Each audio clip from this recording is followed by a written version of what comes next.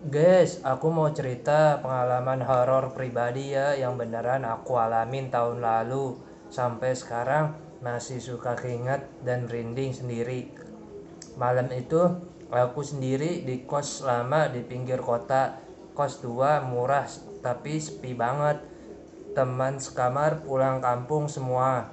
Aku lagi rebahan jam 11 malam. Lampu mati, cuma HP yang nyala. Tiba-tiba aku dengar suara aneh dari kamar sebelah. Suara itu kayak ketukan pelan, tok tok tok. Kayak orang ketuk pintu tapi lambat banget. Ritmenya sama terus. Kamar sebelah kosong loh guys. Udah lama nggak ada penghuni. Pemilik kos bilang itu kamar gudang sekarang. Aku mikir mungkin tikus atau angin, tapi ketukannya terlalu teratur. Aku coba cuekin, tarik selimut sampai ke kepala, tapi suara itu makin jelas. Tok tok tok. Sekarang kayak dari dinding yang nempel kamarku.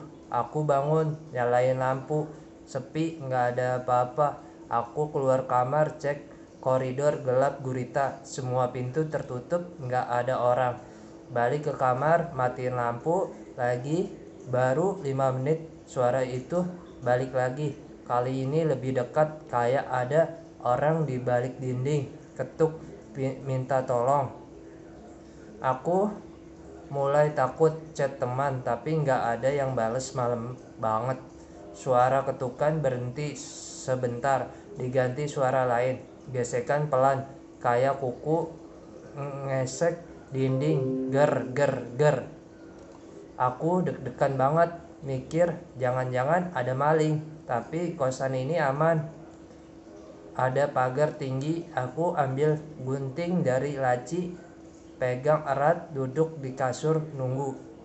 Tiba-tiba suara itu jadi bisikan, pelan banget, tapi aku dengar dengan jelas. Buka, buka pintunya. Suara perempuan serak, kayak orang lagi sesak napas. Aku langsung merinding bulu kuduk. Kamar sebelah kan nggak ada pintu ke kamar aku, cuma dinding tipis. Aku berani diri ketuk balik dinding, tok tok tok, dan jawabannya tok tok tok sama persis. Aku panik, nyalain semua lampu, buka pintu kamar lebar-lebar. Koridor masih sepi, tapi bisikan itu lanjut. Dinding aku dingin. Aku ingat cerita teman. Dulu ada penghuni kamar sebelah yang bunuh diri. Katanya cewek, gantungan diri karena putus cinta. Beneran ya, aku nggak percaya hantu, tapi malam itu rasanya beda. Aku putar musik keras-keras pakai speaker, coba tidur. Tapi suara itu tembus musik. Jam 1 malam, suara berhenti. Aku lega, akhirnya ketiduran. Bangun jam 3 pagi, haus mau ke dapur. Pas lewat kamar sebelah, aku dengar lagi nangis pelan. Hi hi hi. Kayak orang nangis tersadu-sadu. Aku berhenti, dengerin nangis makin kencang, kayak minta perhatian. Aku hampir buka pintu kamar itu, pintunya nggak dikunci. Tiba-tiba HP aku bergetar, ada notif dari akun IG kosong, story Ainon. Aku buka, isinya foto gelap, cuma tulisan jangan buka pintunya. WTF, siapa yang kirim? Aku nggak follow siapa-siapa, aneh. Aku blokir, tapi langsung ada story baru. Foto dinding kamar aku dari dalam, persis dinding di belakang kasur aku. Aku langsung lari ke kamar, kunci pintu rapat, jantung mau copot. Sepanjang malam aku gak bisa tidur lagi, duduk di pojok kamar, pegangan gunting. Suara nangis berhenti, tapi sekarang ada bau aneh, bau tanah basah kayak kuburan. Pagi harinya aku langsung packing, mau pindah. Pas cerita ke pemilik kos, ibu tua, dia cuma senyum kecil. Kamu dengar suara ya?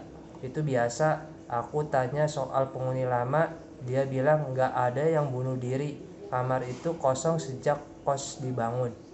Aku makin penasaran. Sebelum pindah, aku beraniin buka pintu kamar sebelah.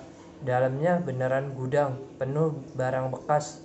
Debu tebal, nggak ada apa-apa. Tapi di pojokan ada mirror besar ditutup kain putih. Aku buka kainnya, mirrornya retak parah. Dan di depannya ada bekas kuku, ketukan kuku di lantai kayu. Aku foto, langsung kabur dari kos itu forever. Beberapa hari kemudian aku cek foto yang aku ambil di kos. Di foto mirror itu ada bayangan perempuan berdiri di belakang aku. Rambutnya panjang pucat, matanya kosong. Aku zoom dan wajahnya mirip aku banget, tapi lebih tua, lebih kurus. Aku delete semua foto, tapi malam-malam masih suka dengar ketukan di dinding apartemen baru. Aku cerita ke teman, dia mungkin sugesti, aku coba lupain. 1 bulan kemudian aku dapat telepon dari pemilik kos. Hai nak, kamar yang sebelah sudah ada penghuni baru, cewek. Cewek sendirian, dia bilang sering dengar suara ketukan dari kamar kamu dulu. Aku langsung blokir nomor itu. Tapi yang bikin aku merinding sampai sekarang, aku cari tahu sejarah kos itu. Ternyata 10 tahun yang lalu ada cewek penghuni yang hilang misterius, namanya sama persis kayak aku. Polisi bilang dia kabur karena depresi, tapi nggak pernah ketemu foto dia di berita lama. Mirip aku 100%, kayak kembaran.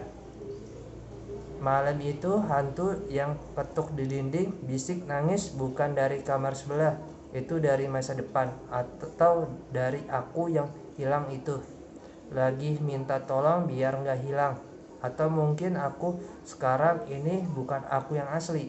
Entahlah, sampai sekarang aku nggak berani tidur sendiri di kamar gelap.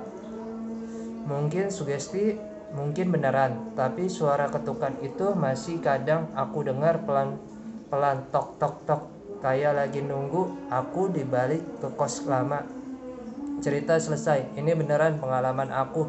Beberapa bagian aku tambahin biar lebih seru, tapi intinya nyata. Kalian yang suka horor, hati-hati kalau kos murah dan sepi ya. Pernah ngalamin hal mistis di kos kontrakan? Cerita dong di komen, aku baca semua. Atau kalau takut like aja biar aman. Terima kasih.